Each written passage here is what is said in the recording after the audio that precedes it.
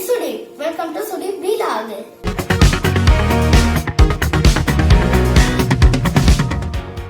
Today I am going to do my second science project, a mini spiral. Let's start our process.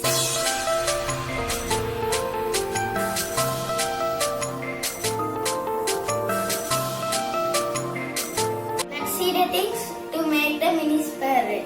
Hot glue gun, 9-volt battery with cap, DC motor, one wire, and one lollipop stick and one cardboard. First draw like this and cut it down. Cut down like this. Cut the wire into 2 equal size and one small size. Bend the wire like this and stick it on the cardboard. Stick 3 wires like this. Make sure the edges are touching in the floor.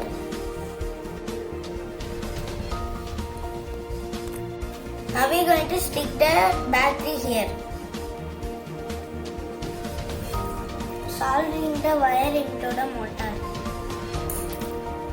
Bend down into L shape.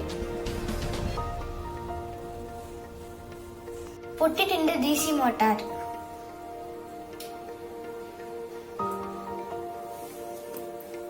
Now connect the battery cap.